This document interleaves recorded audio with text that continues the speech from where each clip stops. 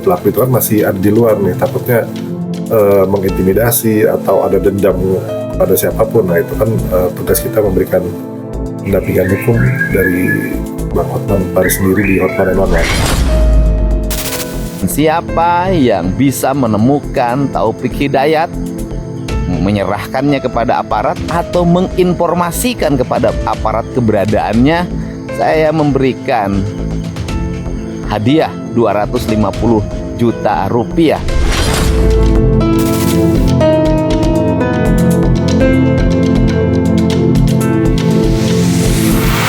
Sekarang tuh ada kasus yang viral dan jadi perhatian semua orang. Kalian pasti udah pada denger kan terkait seorang gadis muda yang baru aja ditemuin dalam kondisi tuh yang memprihatinkan setelah diduga jadi korban penyekapan dan juga penganiayaan selama 3 tahun lamanya. Gimana ceritanya? Langsung aja kita cek now.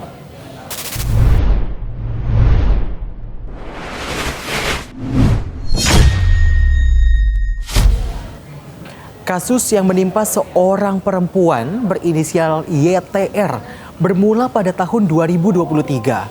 Saat itu, keluarga tuh kehilangan kontak sama korban. Usai YTR ketahuan menjalin hubungan sama seorang pria yang inisialnya tuh TH. Korban sempat ngasih kabar ke keluarga kalau dia sibuk kerja.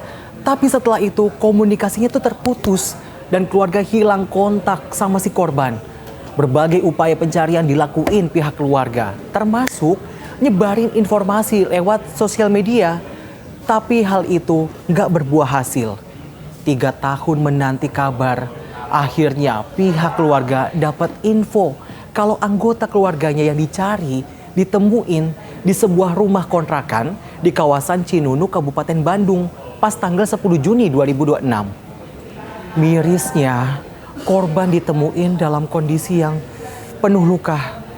Pihak keluarga langsung ngebawa ke Rumah Sakit Hasan Sadikin Kota Bandung biar korban langsung dapat perawatan. Kuat dugaan, selama 3 tahun korban tuh ngalami penyekapan, kekerasan dari terduga pelaku yang jadi pacarnya. Kita simak dulu keterangan dari adiknya korban ini. Iya, jadi luka-luka ini teh udah nggak ada kan, ini nggak ada. Jadi sebagian tengah-tengah gusinya juga kan retak kayak gitu, panjang. Terus tulang hidung juga kayaknya udah hancur mungkin, soalnya kan ini ke dalam gitu. Mata yang nggak tahu apanya, mungkin nggak tahu matanya, nggak tahu apanya gitu, keluar gini teh kan, keluar kelihatan gitu. Mata yang sebelah kanannya juga itu kalau bahasa Sundanya mah bengap lah gitu. Gitu. Hidungnya hancur, di sini banyak nanah, teteh sampai udah ada belatungnya.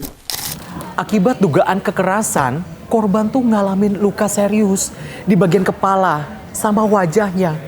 Bahkan korban susah buat ngeliat, sulit ngomong, sampai nggak bisa jalan. Gak tinggal diam, keluarga langsung laporin kasus ini ke Polda Jawa Barat. Dari Polda masih belum ada informasi, tapi udah bergerak sih Polda ke tempat kosannya, udah nangkep saksi yang meriksa ya, yang ngantar ke sana. Pertama ke rumah sakit Ujung Berung kan, langsung ke Hasan Sadikin udah. Itu betul nggak Kang? Setiap 3 bulan sekali itu pindah kosan? Pindah tempat? Iya katanya mah. Oh, informasinya seperti itu ya? Kayak gitu, betul. Informasi yang kita dapetin, polisi tuh udah tahu identitas terduga pelaku. Tapi katanya si pelaku ini sering pindah-pindah tempat tinggal untuk menghindarin penangkapan. Aduh, kalau kayak gini terus gimana ya kelanjutannya? Kita dengerin aja dari pihak kepolisian kayak gimana. Kepolisian udah beberapa hari ini ya berjibaku untuk mencari tersangka yang memang dari beberapa hasil daripada mapping kita ini dia berpindah-pindah dan hampir beberapa waktu kita gerebek tetapi yang bersangkutan masih bisa meloloskan diri. Viralnya kasus ini membuat pengacara kondang Hotman Paris nerjunin tim untuk datang dan ngasih pendampingan hukum kepada keluarga korban. Ya, menurut beliau ini kan kasusnya luar biasa sadis ya sebetulnya. Takutnya kan akan banyak korban-korban bermunculan, sedangkan si terduga pelaku itu kan masih ada di luar nih. Takutnya mengintimidasi atau ada dendam pada siapapun. Nah itu kan tugas kita memberikan pendampingan hukum dari Bang Hotman Paris sendiri di Hotman 911. Ya, jadi justru itu saya datang sini secepatnya untuk ikut bersama-sama dengan teman-teman yang lain untuk ikut menjaga, memberikan pendampingan hukum. Itu yang terpenting untuk pihak keluarga korban. Dalam pertemuan itu, adik korban tuh sempat nangis saat korban cerita kondisi kakaknya yang diduga jadi korban penyekapan selama bertahun-tahun. Kita dengerin deh yang satu ini. Teteh mah bilang pertama, Dek, teteh mah bisa ninggalin, pengen bisa lihat lagi, teteh ya. Teteh nanti di sana kalau ada punya rezeki mah pengen ngewarung sembako, pengen ada dagangan. Dan sekarang teteh kan nggak bisa kerja kayak dulu. Teteh bilangnya kayak gitu, pengen bisa lihat lagi, teteh. Pelaku yang sampai saat ini masih buron ngebuat Gubernur Jawa Barat tuh bahkan ngelakuin sayembara lewat media sosialnya. Dirinya menyatakan siapapun yang dapat menemukan pelaku akan dihadiahi 250 juta rupiah. Kita langsung simak deh pernyataan dari Gubernur Jawa Barat yang satu ini.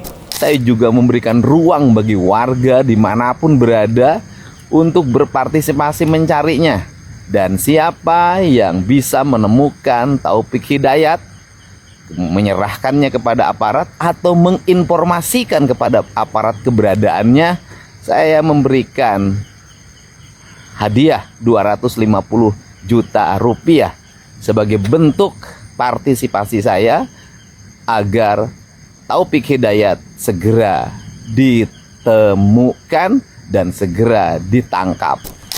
Anggota DPR RI Atalia Praratya juga turut memberikan perhatian terhadap kasus ini. Dirinya terpantau mengunjungi korban di Rumah Sakit Hasan Sadikin Bandung untuk ngeliat langsung kondisi korban serta memberikan dukungan kepada keluarga korban. Usai menjenguk korban, Gubernur Jawa Barat ngingetin nih kepada para perempuan untuk lebih waspada untuk milih pasangan. Ia juga ngimbau agar proses pengenalan dilakukan dengan hati-hati dan sebaiknya melibatkan anggota keluarga untuk mencegah hal-hal serupa ataupun mencegah hal-hal yang enggak diinginkan terjadi kembali. Dan yang paling utama adalah ngingetin pada seluruh kaum perempuan yang ada di Jawa Barat dan di Indonesia. Sekarang itu kan peristiwa seperti ini pasti banyak terjadi. Hati-hati, waspada, pergi dengan laki-laki agar ditemani keluarganya. Tindakan kekerasan yang diduga dilakukan pelaku terhadap korban menuai banyak pertanyaan. Apa yang ngebuat seseorang tega ngelakuin penyekapan, penganiayaan selama bertahun-tahun? Apakah ada faktor tertentu? Kita simak yang berikut ini. Sebetulnya ini bukan hanya masalah kekerasan fisik, tapi ada kekerasan yang sangat sistematis dan terus-menerus. Sehingga kita bisa melihat ada desensitisasi, ada keinginan untuk terus-menerus menambah gitu ya, ada eskalasi dari kekerasan itu.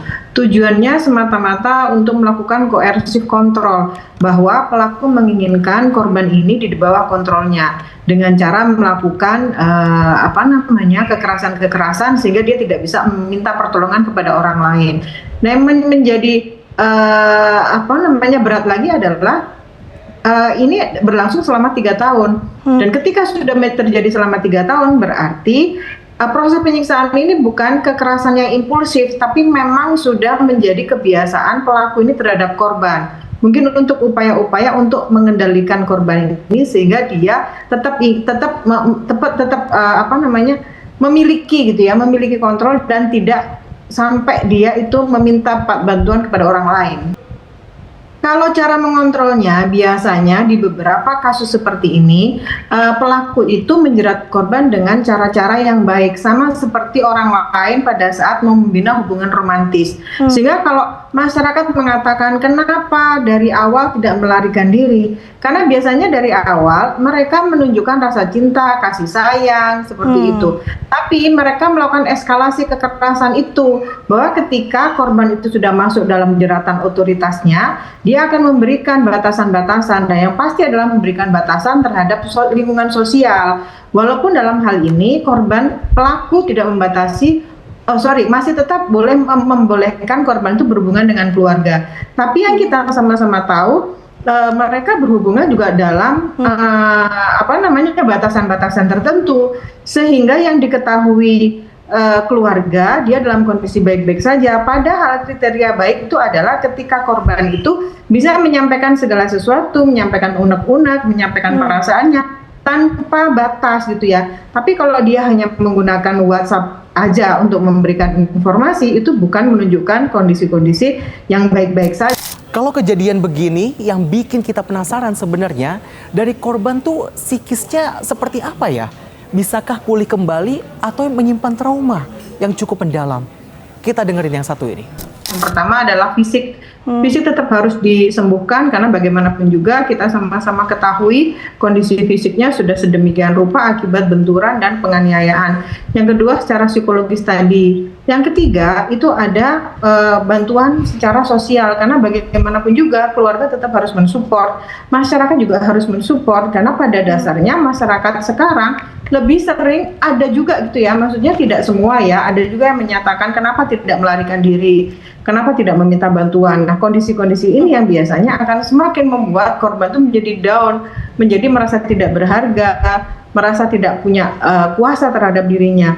Selain itu yang keempat adalah bantuan hukum, karena bagaimanapun juga kepastian hukum itu juga membantu bagaimana kesehatan psikologis korban itu menjadi pulih lagi, karena dia merasa dalam pertolongan negara gitu.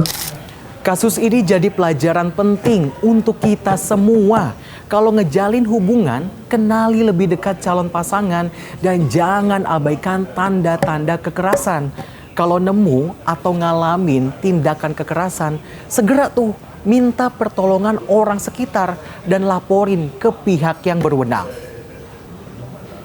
Ngomongin kasus yang viral di Bandung, Jawa Barat ini, polisi tuh sekarang lagi nyari terduga pelaku.